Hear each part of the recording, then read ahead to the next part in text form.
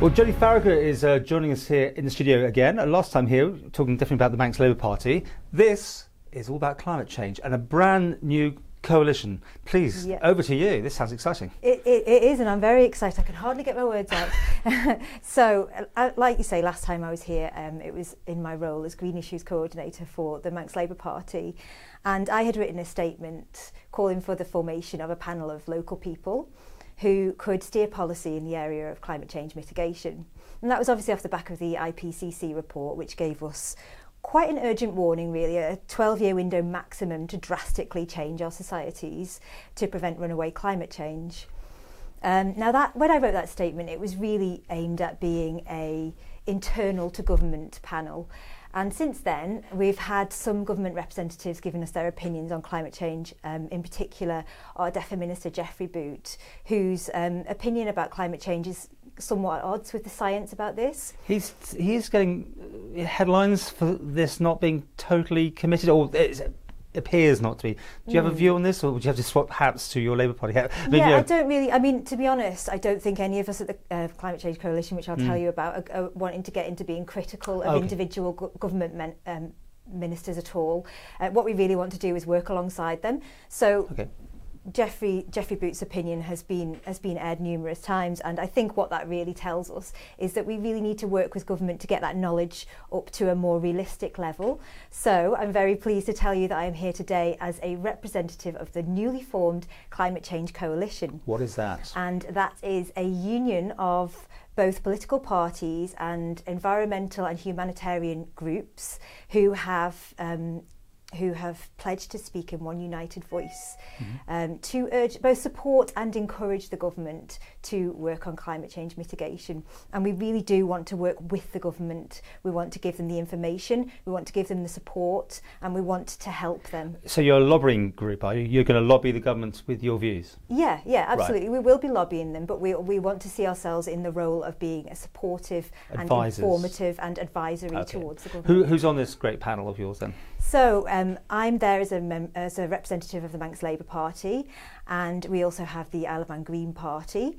We have Friends of the Earth, Amnesty International, Christian Aid, the Manx Energy Advice Centre, the Woodland Trust. Okay, you're doing well here. Yes, I am doing well here, and the One World Centre. Right. So that's currently. We also do have several other organisations who are checking with various different factions of their organisations whether they can add their name to this. Have you already got together, and have you got a policy statement? We have indeed, yes. Right. So we have we've formed 3 overarching aims, and they are to reduce emissions, which I'll come back to in a second because that needs a little bit of further explanation, but to reduce emissions, to invest in renewable energy sources, and to keep our sustainability promises to UNESCO with regards to our biosphere status. Okay. So just to go back to that first one, to reduce emissions, government have pledged in 2013 to reduce our emissions by 80% by the year 2050.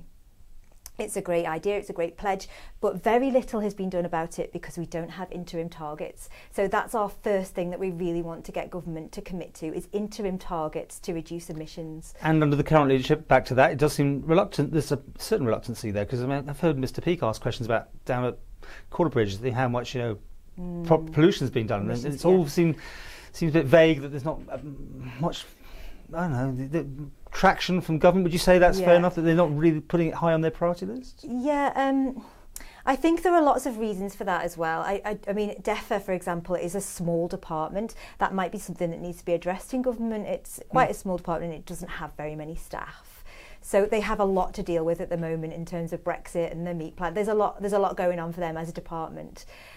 So we are working with that as well. And I think it really goes back to what we said initially, that what we need to do at the moment is get that education and knowledge of human-induced climate change up to actual realistic standards, and then we can start looking at policies. So you want renewables, right? I mean, that's the name of the game.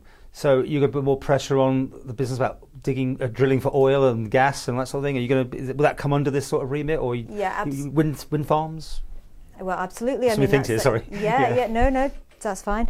I mean, look at our first one would be to reduce emissions. So drilling for fossil fuels. We really need to leave all fossil fuels in the ground, as the IPCC report have told us. We also do need to be looking at our second aim of investing in renewables, really. There's a great scope on the island for renewable energy sources. At the moment, the infrastructure isn't in place, and I think the political will is not there as well. I was just about to say, the will isn't there. It appears they don't really push it hard here, do they? I mean, in buying electric cars, you don't get the grants technically here, and all those sort of things. Again, how are you going to make people take note of you? How can you put pressure on people?